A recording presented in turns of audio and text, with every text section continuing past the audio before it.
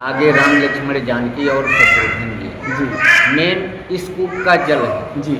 ये वही जल है हाँ। जो राम जी के राज्याभिषेक के लिए वशिष्ठ जी के कहने से दशरथ जी ने मंगवाया था। देखिए, एक विशेष बात उन्होंने बताई जो लोग हम भी नहीं जानते थे। ये भगवान राम के तिलक में इस जल का इस्तेमाल हुआ था। जी हुआ नहीं हाँ। था, वशिष्ठ जी के कहने से दशरथ जी ने मंगवाया था। अच्छा। कि हरषि मुनि से कहो मृदुबानी आनहु सकल सो तीरथ पानी, कि आप संसार के सभी तीर्थों का जल मंगवाइए। जब राज्याभिषेक की सारी सामग्री एकत्रित हो गई थी तो राज्याभिषेक हुआ नहीं था।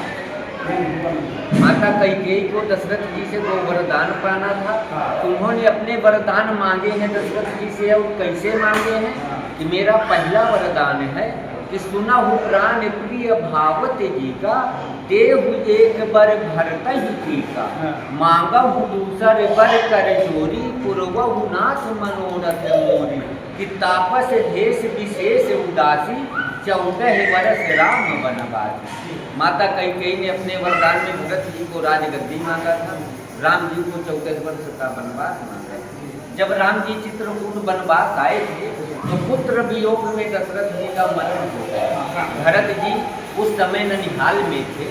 जब भरत जी को अयोध्या बुलवाया गया तो पहले उन्होंने अपने पिताजी का अंतिम संस्कार किया, फिर गुरु वशिष्ठ जी को बुलाया और कहा कि हम राम जी को मनाने चित्रकूट चलेंगे, और ऐसे नहीं चलेंगे। जो हमारे पिताजी ने राज तिलक की सारी सामग्री एकत्रित की उसको लेके चलेंगे। कि चलत पयादे खात फल पिता दीन तजरा, अजात मनावन रघुवर रही भरत सरित होवा।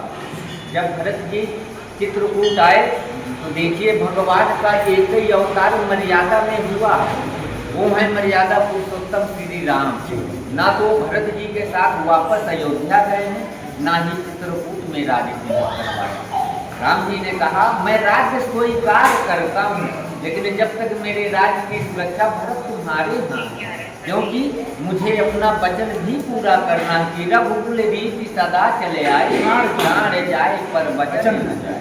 राज तिलक की सारी सामग्री फिर बच गई। आप गए होंगे अनुसुईया? हाँ, अनुसुईया गए थे। हमारे यहाँ के सिद्ध संत हैं, माता अनुसुईया जी के पति अत्रि। राम जी ने अत्रि जी को बुलाया और कहा कि हम सारी सामग्री कहाँ रखें। जब अत्रि जी आए तो जो हवन फल पुष्प समिधा अत्रि जी ने वितरित करवा दिया। अच्छा। बचा क्या? सभी तीर्थों का जल, सर्व औषधि, सारी औषधि। अत्रि जी ने भरत जी को चित्रकूट भ्रमण करवाया, लेकिन ऐसा कोई स्थान नहीं मिला जहाँ वो जल और औषधि डाल सके। अत्रि जी आपको एक पर्वत दिखेगा बाहर मेन रोड। अच्छा। कंचनगिरी पर्वत है, रामायण में कंचनगिरी पर्वत का उल्लेख है। इस तरफ जाने लगे बगल में मेन रोड के रामायण में कंचनगिरी पर्वत का उल्लेख है। जब इस पर्वत के समीप अत्रि जी भरत जी को लेके आए तो अत्रि जी कहते कि अत्रि कहो तब भरत सन शैल समीप सुकू, राघव तीरथ होए तन पावन अमी है। ये जो तीर्थ है जल है पावन है, मैं बताता हूँ कि तात अनाद सिद्ध फल एहू, अलोके काल विदित नहीं के। पर्वत के समीप में ऊपर जो अनादि है जिसका कोई अंत नहीं, सिद्ध स्थान है। आप मेरे साथ चलिए और वो जल कूप में डालिए।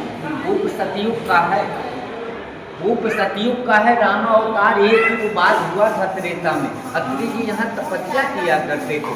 पहले इस जगह का नाम सिद्ध स्थल के नाम से जाना जाता कि सानुज आप अत्रि मुनि साधु, असहित गए जहाँ पे आगा। अत्रि जी ऋषि मुनि भरत जी छोटे भाई जब इस कूप के समीप आए कि भरत अत्रि अनुशासन पाई, जल भाजन सब दिए चलाए। जब अत्रि जी की भरत जी ने आज्ञा पाई वो सभी तीर्थों का जल इस कूप में डाले, सारी औषधियाँ इस कूप में डाली। जी आज भी संसार के जितने तीर्थ हैं सारी कूप में विद्यमान है। एक ऐसे तीर्थ राज हैं जो उनको घमंड था कि मैं तो राजा हूँ, मैं नहीं जाऊँगा प्रयागराज। लेकिन जब भरत जी का संदेश पहुँचा है तो प्रयागराज जी को भी आना पड़ा कि भरत कूप अब कहीं ही लोगा, अति पावन तीरथ जल योगा। जब से भरत जी ने इस कूप में जल डाला, तब से हमारे यहाँ का नाम भरत कूप पड़ा। और एक चीज कि संसार के सभी तीर्थों के राजा राजा प्रयाग हैं, लेकिन हमारे भरतकूप और चित्रकूट के राजा प्रयागराज नहीं है। हमारे यहाँ के राजा है राघव प्रयाग मर्यादा पुरुषोत्तम श्री राम रामचंद्र की जय। जब प्रयागराज पाप से भर जाते हैं तो वो भी अपने पाप धोने मां मंदाकिनी चित्रकूट आते हैं कि चित्रकूट में रम रहे रहीमन अवधि नरे, जाकर विपदा पड़त है तो आवत है। महाराज जी नाम अपना बताइए। मेरा नाम है पिंटू गौतम। आप यहाँ के मुख्य पुजारी? नहीं, मैं सेवादार। आपने अच्छी जानकारी दी। जय श्री राम। आप इस जल का निरंतर चरणामृत लीजिए, आपके शरीर में कभी रोग दोष नहीं होगा। ये जल गंगा जल से भी पवित्र जल है। और सजा पड़ी हुई हैं सारे लोग। अभी आपने इस स्थान की महिमा का वर्णन महाराज वीर जी से सुना। अब आपको लेके चलता हूँ उस कूप के दर्शन कराता हूँ जिसमें सभी नदियों का जल विराजमान है और सभी औषधियाँ विराजमान है। महाराज जी ने आपको बताया भी था इसके बारे में कि इस जल का नित्य सेवन करने से कोई बीमारी नहीं होती। अब हम दिखाना चाहेंगे कि यहाँ पर हमको दिखाएंगे कि ये लोग यहाँ पर आकर स्नान करते हैं। यहाँ का जल ले जाके घर पे भी रखते हैं, पूजा भी करते हैं।